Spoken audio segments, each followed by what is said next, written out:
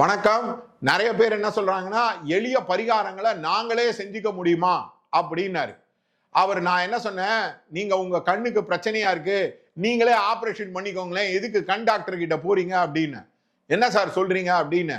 அதாவது ஒரு ஒரு ஒரு இடத்துல படிச்சு அதுக்கு எக்ஸ்பீரியன்ஸ் ஆகி அதே ஒரு தொழிலா வச்சுட்டு இருக்கவன் பண்றது வேற, நம்மளே வீட்டுக்கு பெயிண்ட் அடிக்கிறது வேற, நம்மளே டோரை ரிப்பேர் பண்றது வேற, நம்மளே ஃபேனை ரிப்பேர் பண்றது வேற. நம்மளால சரியா பண்ண முடியாது. எனக்கு தெரிஞ்ச என் ஃப்ரெண்டு என்ன பண்ணா, ஃபேன் ரிப்பேர் பண்றேன்னு கழட்டி மாட்டினா, கொஞ்ச நேரம் அந்த பக்கம் இந்த பக்கம் அவங்க ஒய்ஃப் போயிட்டு இருந்தாங்க, டிம்னு ஃபேனு கீழே விழுந்துடுது. அந்த அம்மா பயந்தே போயிட்டாங்க. என் தலை மேல விழுந்துருந்தா என்ன ஆயிருக்கும் அப்படின்னாங்க. அந்த மாதிரி பரிகாரங்களை தெரியாமல் செய்யும் போது மூஞ்சியில வெடிக்கும். இப்ப எனக்கு குக்கிங் பண்ண தெரியாது, நான் 100 பேருக்கு இட்லி பண்றேன்னா என்ன ஆகும்? நான் 100 பேருக்கு இட்லி பண்ணும்போது பஞ்சு மிட்டாய் மாதிரி இருக்கும். அது யாரும் சாப்பிடவும் முடியாது, விழுங்கவும் முடியாத அளவுக்கு இருக்கும். அதனால இந்த எல்லா பரிகாரங்களையும் நாங்களே செய்யணும் அப்படின்ற முட்டாள்தனமான வாதத்துக்கு எடுத்துட்டு வராதீங்க. எல்லாத்துக்கும் ஒரு எக்ஸ்பர்ட் இருப்பான். சில விஷயங்கள் நம்மளால செஞ்சுக்க முடியும். இப்ப பெயிண்ட் அடிக்கணும்னா பெயிண்ட் தான் வாங்கி கொடுக்க முடியும். நம்ம தலப்பா கட்டிண்டு அரை பேண்ட் போட்டு இது போட்டு பெயிண்ட் அடிக்க முடியுமா? பெயிண்டர் மாதிரி அவன் எவ்வளவு வாட்டி அந்த பெயிண்டிங்கை பண்ணிருப்பான். அதே மாதிரிதான் கார்பென்ட்ரி, அதே மாதிரிதான் ட்ரெஸ்ஸும். எல்லா விஷயத்தையும் நம்மளால செய்ய முடியாது.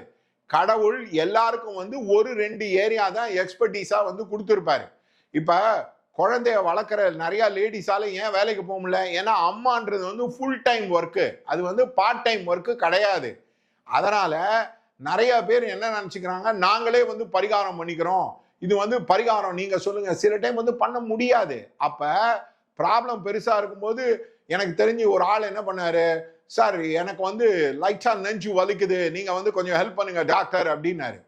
அந்த டாக்டர் என்ன பார்த்துட்டு, என்னப்பா போய் ஃபர்ஸ்ட் போய் செக் பண்ணுனாரு. செக் பண்ணா ஹார்ட்ல 90% பிளாக்கு. அவர் என்ன சொன்னாரு, என்னப்பா? இல்ல சார், நான் பாட்டுக்கு அந்த அரிஷ்டம் சாப்பிட்டுட்டு இருந்தேன், இந்த டேப்லெட் இந்த வாயில வச்சுக்கிற டேப்லெட் அவர் டாக்டர் மாத்ருபூதமோ ஏதோ ஒரு கைலாசமோ ஏதோ சொன்னாரு, அதை நான் போட்டுட்டு இருக்கேன், அதனால எனக்கு எந்த பிரச்சனையும் வராதுன்னு நினைச்சுருக்கேன், ஃபர்ஸ்ட் போப்பா ஆபரேஷன் பண்ண வேண்டியது இருக்கும் அப்படின்னு. அந்த மாதிரி கை வைத்தியம் பாட்டி வைத்தியம்லாம் ஒரு அளவுக்கு தான் வேலை செய்யும். அதுக்கு மேல வேலை செய்யணும்னா எக்ஸ்பர்ட் இருக்கும். அதுக்குன்னு அவன் படிச்சவன் தெரிஞ்சவன் தான் போகணும். இந்த அஸ்ட்ராலஜில பரிகாரம் தெரியாத அஸ்ட்ராலஜர்ஸ் கிளையண்ட்டை சாட்டிஸ்ஃபை பண்றதுக்கோசரம் ஒரு தேவையில்லாத வாதத்தை எடுத்து வச்சிருக்காங்க. எளிய முறையில் சிறிய பரிகாரங்கள்னு நிறைய வளரல. அதுல பாஸ் வச்சுட்டா பாஸ் ஆயிடுவேன் அப்படின்னா, பாஸ் கம்பெனி வச்சுட்டு இருக்கவன் நீட் எக்ஸாமுக்கு அதை வித்துட்டு இருப்பானே, எதுக்கு பாஸை இங்க விற்கணும்? அந்த மாதிரி அறிவில்லாம முட்டாள்தனமா நிறைய அஸ்ட்ராலஜர் பேசுறாங்க. ஹோமம், பூஜை, விளக்கேத்துறது, அபிஷேகம் பண்றது, அதை விட இம்பாக்ட் வேற எதுவுமே காட்டாது. கல்ல போடுறேன் மண்ணை போடுறேன் அப்படின்ட்டு சொல்றது இம்பாக்ட் காட்டாது. உங்களுக்கு ஒரிஜினலாக பரிகாரம், உங்களுடைய பிரச்சனைகள் தெளிவாக தீர்க்க வேண்டும், முடிவாக தீர்க்க வேண்டும், உங்கள் வாழ்க்கையில் இகலோக சுகங்களை பெற வேண்டும் என்றால் கண்டிப்பாக பரிகாரத்தை வெளியில் கொடுத்து செய்யுங்கள். உங்களால பண்ண முடியாது. அவன் அதுக்குன்னு 10 வருஷம் படிச்சிருக்கான். இப்ப டாக்டர் சர்ஜரி அப்படின்னு சொல்லிட்டு நான் செஞ்சா என்ன ஆகும்? உங்க குழந்தைக்கு நீங்களே சர்ஜரி செய்வீங்களா? உங்க வீட்டுக்கு நீங்களே பெயிண்டிங் அடிப்பீங்களா? உங்க வீட்டுல உங்களை சமைக்க விடுவாங்களா? இல்ல ஒரு பெரிய கல்யாணத்துல உங்க மகள் கல்யாணத்துக்கு நீங்களே சமைக்க முடியுமா? முடியாது. அதனால அதே மாதிரி பரிகாரங்கள்ன்றது அவங்க அதுக்கு படிச்சுட்டு வந்திருக்காங்க. அவங்க கிட்ட கேட்டு தெரிஞ்சுக்கிட்டு பண்ணுங்க. போகாத ஊருக்கு தேடாத வழிதான் இது. நான் காஞ்சிபுரம் போயிட்டு இருந்தேன். ஒருத்தர் என்ன சொன்னாரு, சார் நிறுத்தி காஞ்சிபுரம் எப்படி போறதுன்னா, அப்படியே லெஃப்ட்ல போங்க, அப்படியே போனீங்கன்னா வந்துரும் அப்படின்னு. எனக்கு பயம் ஆயிடுச்சு. இவன் சொல்றதை பார்த்தா சரியில்லையா அப்படின்னு சொல்லிட்டு, நீங்க போயிருக்கீங்களா? இல்ல சார், யாராவது சொன்னாங்க அதனால நான் சொல்றேன் அப்படின்னு. அந்த மாதிரி காதுல கேட்டது எங்கேயோ பேசுனது கேட்டதெல்லாம் பரிகாரமா நிறைய பேர் வளர்றாங்க. ஓகேவா? அதனாலதான் இந்த நிறைய இடத்துல பரிகாரங்கள் வேலை செய்ய மாட்டேங்குது.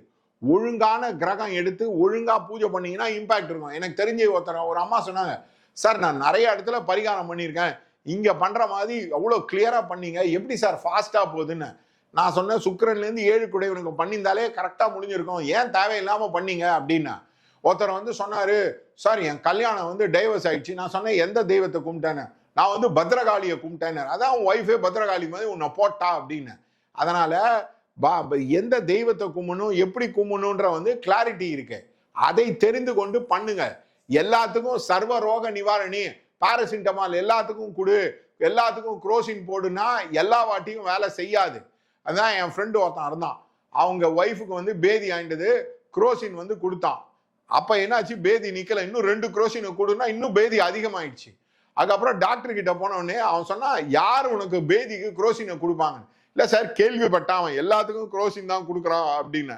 அந்த மாதிரி காதுல கேட்டது, காதுல பேசினதை பரிகாரமா சொல்லாதீங்க. அவனை கேளுங்க, நீங்க அனுபவத்துல பார்த்திருக்கீங்களா, நீங்க அதை யூஸ் பண்ணிருக்கீங்களான்னு கேளுங்க. நாங்க சொல்ற பரிகாரம்லாம் எங்களுக்கே நாங்க செஞ்சிருக்கோம், அனுபவத்துல யூஸ் பண்ணிருக்கோம். அதனால பரிகாரங்கள் வந்து பல பரிகாரங்கள் வந்து 80% செய்ய முடியாது. சின்ன சின்ன விஷயங்கள் செய்ய முடியும். வீட்டுல விளக்கேற்ற முடியும். பூஜை கத்துட்டீங்கன்னா பூஜை பண்ண முடியும். அவ்வளவுதானே முடியும். தவிர்த்து தொடர்ந்து கார்பரேட் வேர்ல்டுல பண்ணிட்டும் பூஜையும் பண்ணிட்டு, அதான் ஒருத்தன் சொன்னான், சார் நான் ஜிம் போயிட்டு ஒழுங்கா சாப்பிட்டேன்னா வேலைக்கே போக முடியாது சார், 8 மணி நேரம் கரெக்டா தூங்கி. அந்த மாதிரி வந்து பேசுறது வந்து வெரி ஈஸியா இருக்கும். அனுபவத்தில் இம்பாக்ட் காமிப்பதுன்றது வந்து வேற விஷயம். அதனால என் ஃப்ரெண்டு கடைசியா வந்து என்ன பண்ணா, கான்ட்ராக்டரா நான் எடுத்து பண்ண போறேன். என்னது, செங்கல் மணலை பூசணும் அப்படின்னா செங்கல் மணலை பூசிண்டே வந்தா வீடு வந்து கூடாரமா ஆயிடுது. அது வந்து அவங்க வைஃப் என்ன சொன்னாங்க, தெரியாதுன்னு வாயை திறந்து சொல்ல வேண்டியதானே அப்படின்னா. அந்த மாதிரி உங்க லைஃப் வந்து கூடாரமா ஆயிடணும்னா எவன் எது சொன்னாலும், அந்த பக்தி சேனல் எது சொன்னாலும் பண்ணிட்டே இருங்க. கண்டிப்பா நடு ரோடுக்கு வந்துருவீங்க. தேங்க்யூ.